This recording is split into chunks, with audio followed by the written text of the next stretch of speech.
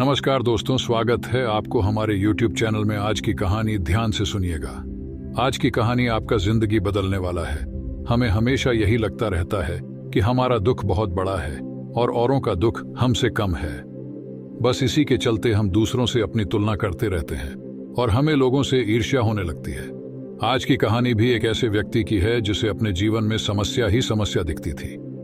आज की प्रेरणादायक कहानी का शीर्षक है समस्या नहीं, समाधान ढूंढो। एक व्यक्ति था। उसके जीवन में हर वक्त कोई ना कोई समस्या रहती थी। कभी कोई बीमार पड़ जाता था, कभी अपनी तनख्वाह को लेकर वह परेशान रहता था, कभी बॉस से उसका झगड़ा हो जाता था। हर समय कोई ना कोई उलझन उसके सामने आती ही रहती थी। वह हमेशा पूजा पाठ किया करता था और सोचता था, मैं भगवान की इतनी पूजा पाठ करता हूं, लेकिन फिर क्यों भगवान मेरे जीवन में एक के बाद एक समस्या ही देते रहते हैं। बाकी लोग पूजा पाठ नहीं करते फिर भी मजे में रहते हैं। मुझे लगता है शायद भगवान है ही नहीं। एक दिन उस पर एक भारी समस्या आ गई और उसके हाथ से उसकी नौकरी चली गई। वह घर जाकर भगवान के सामने बैठ गया और उनके सामने हाथ जोड़कर कहने लगा, भगवान, मुझे आपसे बात करनी है। आप आज रात को मेरे सपने में आकर मुझे दर्शन दो। वह लगातार भगवान से यही बोला जा रहा था और ऐसे बोलते बोलते उसे नींद आ गई और उसे एक सपना आया जिसमें भगवान ने उसे दर्शन दिए।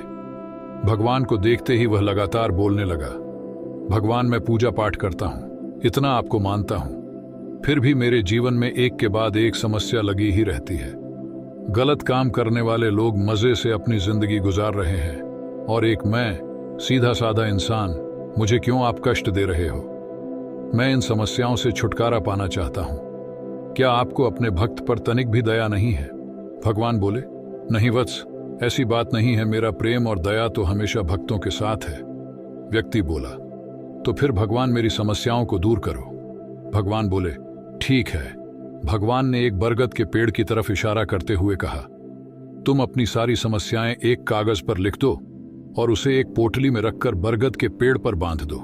व्यक्ति बोला, सचमुच भगवान, आज ऐसा लग रहा है मुझे मेरे पूजा पाठ का फल मिल रहा है। भगवान बोले, रुको, पर इसके साथ मेरी एक शर्त भी है। तुम्हें उधर पोटली बांधकर आने के बाद उधर से एक दूसरी पोटली लेकर आनी होगी और उस पोटली में जो समस्या होगी वो तुम्हारे जीवन में आ जाएगी और जो तुमने समस्या लिखी है वो तुम्हारे जीवन से चली जाएगी। एक बात और, तुम किसी भी पोटली को खोलकर नहीं देख सकते। व्यक्ति ने कहा, ठीक है भगवान, मैं ऐसा ही करूंगा। व्यक्ति ने बहुत सारे कागजों पर अपनी समस्याएं लिखी और उसको इकट्ठा करके एक पोटली में रख दिया। उसके बाद उस पोटली को बरगद के पेड़ पर बांध दिया। उस पेड़ पर और बहुत सारी पोटली टंगी हुई थी। उसने एक पोटली उठाई, फिर वह सोचने लगा, कहीं इस पोटली में कोई बीमारी तो नहीं लिखी। फिर उसने उस पोटली को छोड़ दिया और दूसरी पोटली उठाई। फिर वह सोचने लगा, कहीं इसमें ऐसा ना लिखा हो कि परिवार में से किसी की मौत हो जाएगी। ये सोचकर उसने वह पोटली भी छोड़ दी। तीसरी पोटली उठाई, फिर वह सोचने लगा, कहीं इसमें ऐसा तो नहीं लिखा कि मुझे मेरा घर बार धन दौलत सब छिन जाएगा। ऐसा सोचते हुए उसने कई पोटली उठाई और झुंझलाकर वह बिना पोटली लिए ही वापस आ गया। भगवान बोले, तुम पोटली लिए बिना ही वापस आ गए।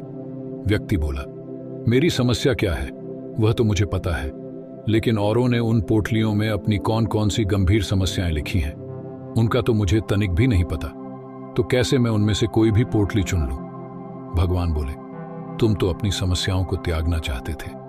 व्यक्ति ने हाथ जोड़ लिया और बोला, भगवान, मैं समझ चुका हूं, आप मुझे क्या समझाना चाहते हैं। दुनिया में सभी के पास समस्याएं हैं, लेकिन हमें अपनी समस्या ही बड़ी लगती है। मैं अपनी पोटली वापस लेकर आ जाता हूं। भगवान बोले, यही तो प्रकृति का नियम है। हर मनुष्य को अपनी खुद की समस्याओं से जूझना ही पड़ता है। समस्या है तो समाधान भी है। दोनों एक दूसरे के विपरीत होते हुए भी एक ही है। एक के बिना दूसरे का अस्तित्व नहीं है। इसलिए अपने जीवन की हर समस्या को शांति से सुलझाओ। कभी भी अपनी तुलना किसी से मत करो। जिन लोगों को देखकर तुम्हें लगता है कि वह पाप करते हुए भी आनंद में है, असल में उस आनंद का उतना ही हिस्सा उन्हें दुख के रूप में प्राप्त होगा। यह नियम सब पर लागू है। तुरंत उस व्यक्ति का सपना टूट गया और वह उठकर बैठ गया। उसने भगवान की मूर्ति की तरफ देखा और हाथ जोड़ लिए कहने लगा, आपका बहुत बहुत आभार भगवान। यदि आप मेरे सपने में आकर मुझे नहीं समझाते तो जीवन भर मैं खुद को कष्ट पहुंचाता रहता। अब तो मेरी आस्था आप पर और बढ़ गई है।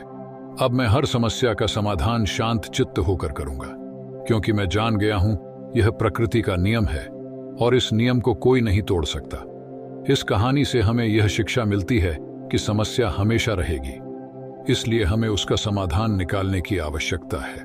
असल में सिर्फ समाधान ही हमारे हाथ की बात है। किसी से ईर्ष्या करने से या किसी को नीचा दिखाने से हम अपनी समस्याओं से कभी छुटकारा नहीं पा सकते। भगवान श्री कृष्णा ने भी कहा है कि हमारा अधिकार सिर्फ कर्म पर है, फल पर नहीं। मिलते हैं नेक्स्ट वीडियो में, तब तक के लिए धन्यवाद।